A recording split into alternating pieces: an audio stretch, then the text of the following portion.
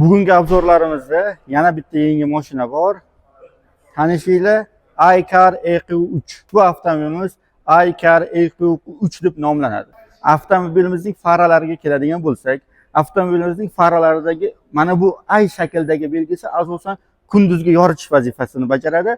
Uning asosiy faralari va uzoqni va yaqinni yoritish xususiyatiga ega bo'lgan faralar esa mana bu qismda joylashtirilgan bo'lib turib, bu asosan shu kunning kechqurungi qismida, ya'ni tungi vaqtlarda yoritish xususiyatiga ega bo'lib turib, avtomobilimizning faralari LED faralar hisoblanadi.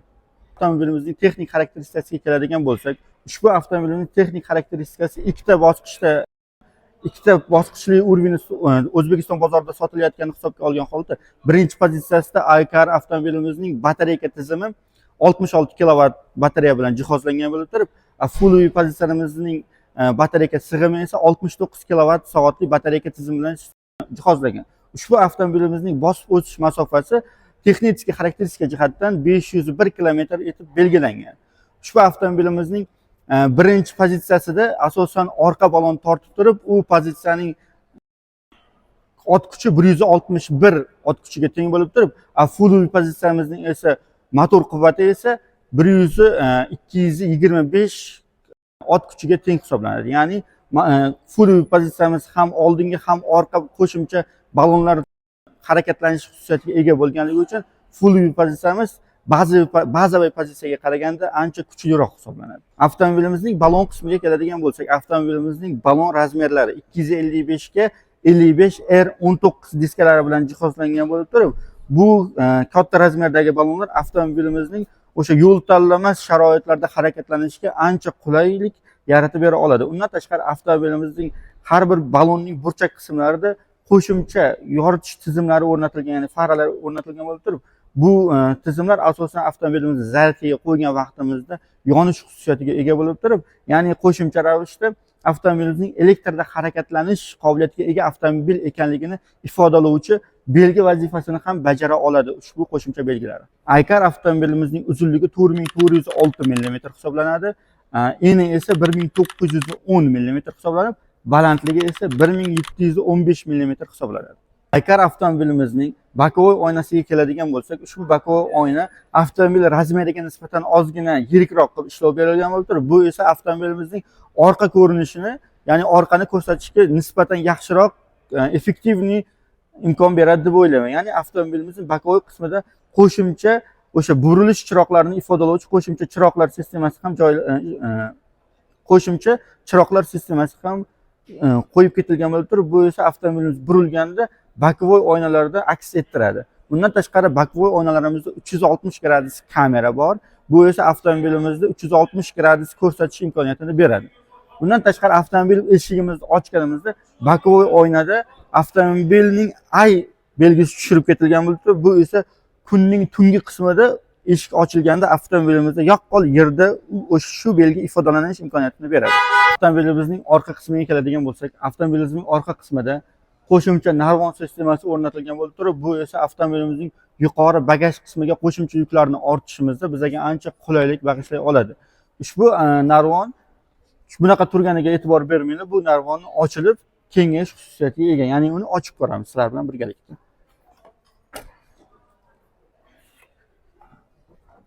E'tibor berganinglarda avtomobilimizning yuqori qismiga chiqishda ushbu narvondan foydalanib qo'shimcha yuklarni va og'ir yuklarni ham qulayliklar asosida joylashtirish imkoniyatiga ega bo'lamiz. E'tibor bergan bo'lsanglar, iCar avtomobilimizning orqa qismida qo'shimcha joy o'rnatilgan bo'lib turib, bu yoqda nima bor deb o'ylaysizlar? Qani kommentariylarda hamma o'zini fikrini bir aytib ketsincha ko'ramiz. Kim to'g'ri javobni topa olar ekan? Avtomobilimizning orqa bagaj qismida joylashgan ushbu qismni sizlar bilan ochib nima borligini birgalikda ko'ramiz.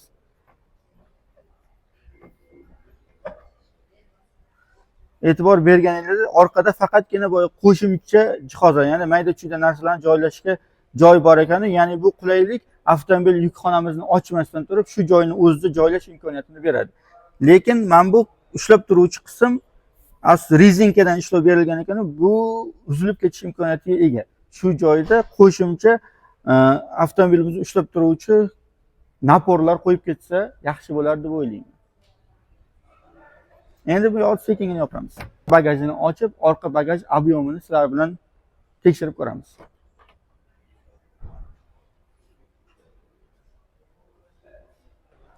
Avtomobilimizning orqa bagaj qismi anchagina keng hisoblanib, sizlarga aniq hozir necha litr sig'imli joyga ega ekanligi to'g'risida qo'shimcha ma'lumotga ega emasman. Shuning uchun primerni 4 ta yoki 5 ta yuk jomadonlarni joylashtirish olish imkoniyatiga ega bo'lamiz. Bundan tashqari agar orqa o'rindiqlarni yotqizib qo'yadigan bo'lsak, bu anchagina keng joy. Bitta Damas'ni yuk kirib ketadi deb ham bemalol aytalaman.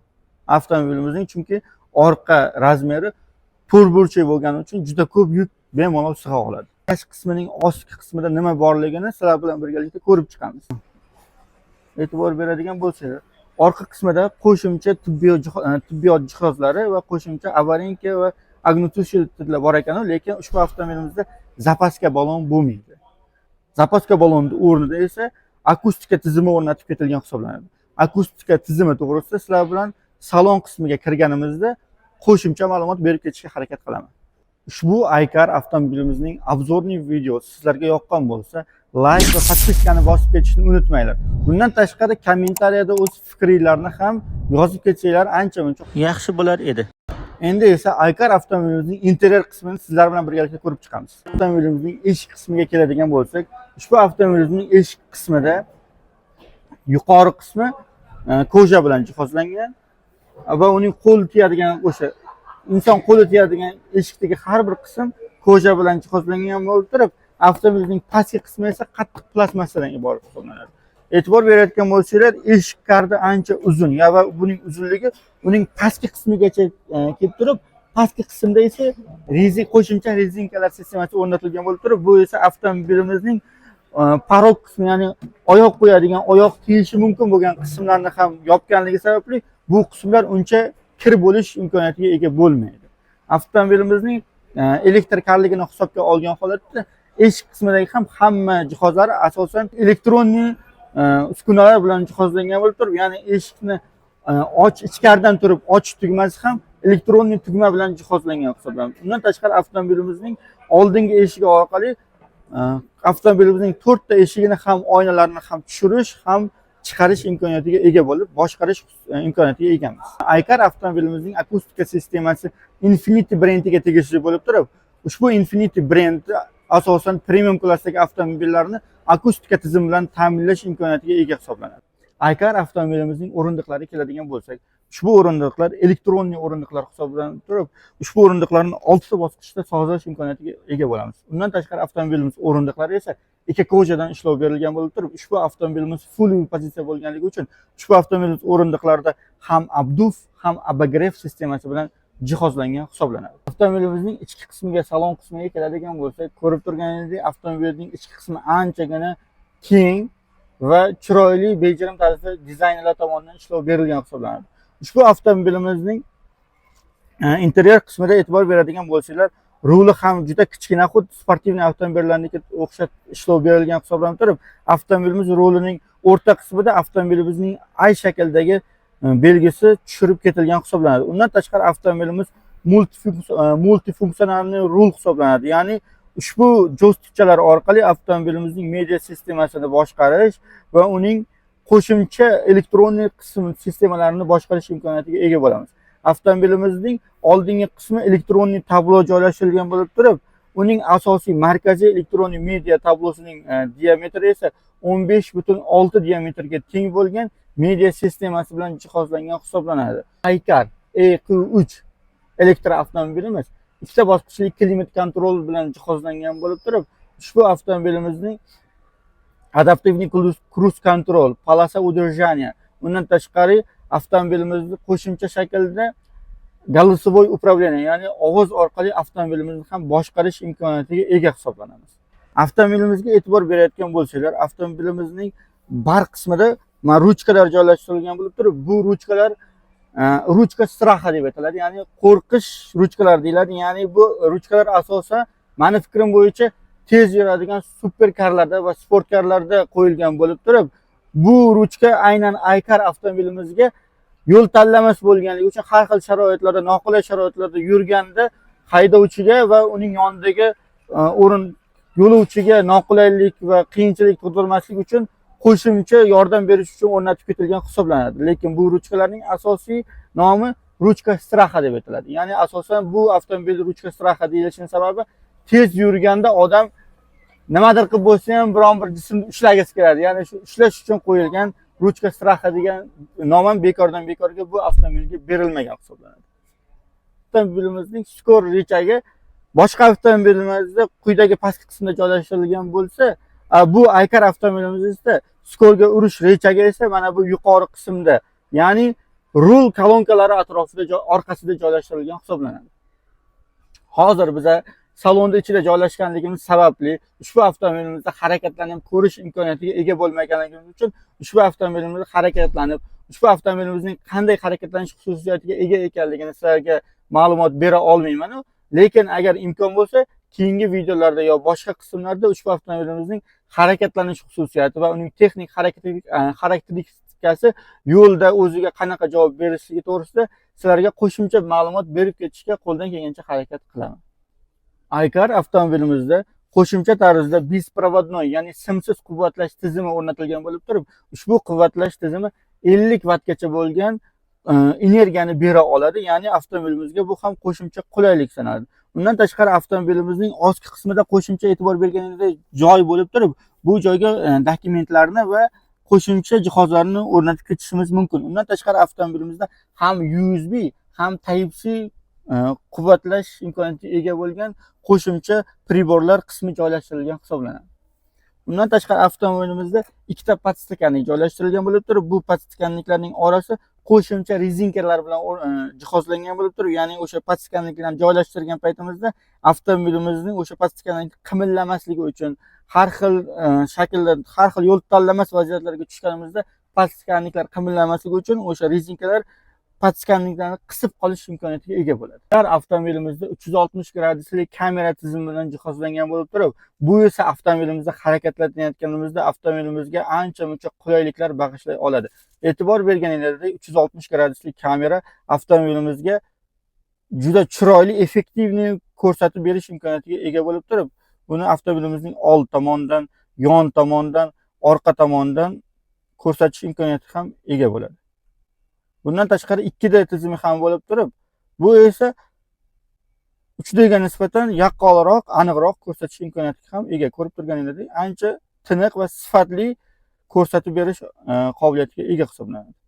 Bundan tashqari avtomobilimizning mana bu qismida joylashgan joystick xuddi brilliant shaklda ishlov berilgan bo'lib turib, premium klass avtomobillarda asosan shunaqangi haqiqiy, lekin ularda haqiqiy brilliant ishlatilgan bo'lib turib, bu joystick asosan avtomobilimizning harakatlanish qismini, ya'ni eco, komfort rejimlarda harakatlanishni boshqara oladi. Yana asosiy ma'lumot qolib ketibdi. Avtomobilimizning bazaviy pozitsiyasi 3 xil rejimda harakatlana oladi. Ya'ni eco, normal va sport. Full pozitsiya esa 8 xil rejimda harakatlana oladi. Ya'ni e'tibor berganingizda yo'l tanlamas vaziyatlarga tushirib, har xil vaziyatlarda ushbu avtomobilimizni harakatlantira olishimiz mumkin bo'ladi. Aykar avtomobilimiz 8 xil rejimda harakatlanish imkoniyatiga ega bo'lib turib, ya'ni eco, sport, normal, qumli sharoitda, loy turpoqli sharoitda va undan tashqari toshli, tog'li sharoitlarda harakatlanish imkoniyatiga ega rejimlarni o'zimizga mos ravishda sozlashimiz mumkin. Aykar avtomobilimiz panoramli lyuk bilan jihozlangan bo'lib turib, bu esa yozning issiq kunlarida uni ochib harakatlanishga ancha-muncha qulaylik yarata oladi. Aykar avtomobilimizning bariga keladigan bo'lsak, bari ham anchagina chuqur bar hisoblanib turib, bu barning plus tomonlaridan bittasi ushbu barga konditsioner tizimidan keladigan havo oqimi ham yo'naltirilgan bo'lib turib, bu esa yozning issiq kunlarida salqin ichimliklarni muzday holatda saqlash imkoniyatini bera oladi. Bari lekin ancha-muncha chuqur. Aykar avtomobilimizning boshqa avtomobillarda takrorlanmaydigan juda zo'r bitta fishkasini topib qo'ydim. Bu fishka asosan ayollarga, opalarimizga, singillarimizga juda ham yoqib tushadi. Ya'ni e'tibor berganingizda avtomobilimizning quyoshni qaytaruvchi ushbu qismida oyna bilan jihozlangan bo'lib turib, bu oyna esa qo'shimcha ravishda chiroqlar sistemasi bilan o'rnatilgan. Bu esa qorong'u kunlarda ya avtomobilning ichida turib bo'yanadigan opa-singillarimiz uchun ancha qulay fishka hisoblanadi. Bu fishka esa ayollarimizga, opa-singillarimizga avtomobil ichida turib bo'yanib olish imkoniyatini beradi. Ushbu qo'shimcha fishka esa haydovchi o'rindig'idan tashqari uning yonida ketayotgan yo'lovchi o'rindig'ida ham qo'shimcha tarzda jihozlangan hisoblanadi. E'tibor berganingizda ancha-muncha yorug' qilib ko'rsata olish va to'g'ri bo'yana olish imkoniyatini ayollarimizga bera oladi ushbu fishkasi. Bu esa avtomobilni xarid qilishimizga yana bitta sabab hisoblana oladi. E'tibor berganingizda mani bo'yimning uzunligi 170 sm bo'lib turib, mani bo'yimga sozlangan o'rindiqlarning orqasida qancha joy qolganligini sizlar bilan birgalikda ko'rib chiqamiz. Aykar avtomobilimizning orqa o'rindiqlari ikki ko'chadan ishlov berilgan bo'lib turib, bu esa avtomobilning ancha premium klass avtomobil ekanligidan dalolat beradi. Mani bo'yim 170 sm bo'lib turib, o'zimning bo'yimga sozlangan oldingi o'rindiqlarning orqasiga o'tirib ko'rib, ushbu avtomobilning orqasida qancha joy borligini sizlar bilan birgalikda sinab ko'ramiz. 170 santimetrlik bo'yiga jihozlangan oldingi o'rindiqlarning orqasiga o'tiradigan bo'lsak, e'tibor bersanglar, pashti ikkita mushti joy qolib ketyapti orqada. Ya'ni bunda orqada ketayotgan yo'lovchilar uchun uzoq masofalarga harakatlanayotganda ham o'tirishda ancha-muncha qulay harakatlana olish imkoniyatiga ega bo'lamiz. Undan tashqari orqa o'rindiqlarda e'tibor bersanglar, oynani tushirib va chiqarish tugmasining yonida qo'shimcha tugma joylashtirilgan bo'lib turib, bu esa avtomobilning ovoz orqali boshqarilish funksiyasi ham bor bo'lib turib, orqada o'tirgan yo'lovchilar ham avtomobilimizning bitta dona tugma orqali mana bu joyda joylashgan mikrofon orqali u avtomobilning sun'iy intellekti o'zi javob beradi va kerakli funksiyalar, ya'ni oynani tushir, orqa lyukni och, konditsionerni yoqib turib, avtomobilimizga qo'shimcha buyruqlarni bera olish imkoniyatiga ega hisoblanamiz. Avtomobilimizning orqa qismida podlokotnik joylashtirilgan bo'lib turib, bu podlokotnikda asosan ikkita orqada ketayotgan yo'lovchilar harakatlanayotganda tushirib olsa, qo'lni qo'yib ketish uchun va undan tashqari qo'shimcha stakanniklarni joylashtirib ketish uchun ikkita stakannikka joy bor hisoblanadi. Lekin yo'lovchilar soni 3 ta bo'lganda ushbu podlokotnikdan foydalana olish imkoniyatiga ega bo'lmaymiz. Bundan tashqari avtomobilimizning orqa qismida ham klimat kontrolning qo'shimcha difuzor teshiklari bo'la turib, ushbu teshiklar ham avtomobilimizning orqasida harakatlanayotgan yo'lovchilarga qo'shimcha qulaylik bag'ishlay oladi deb o'ylayman. Bundan tashqari avtomobilimizning orqasida bitta USB va bitta Type-C portlar joylashtirib ketilgan hisoblanadi. Bu ham avtomobilning orqa o'rindiqlariga ketayotgan yo'lovchilarga ancha-muncha qulaylik va komfort bag'ishlay oladi deb o'ylayman. Bu avtomobil to'g'risidagi qo'shimcha ma'lumotlarni ushbu raqamlarga qo'ng'iroq qilgan holda salon xodimlaridan so'rab olishingiz mumkin.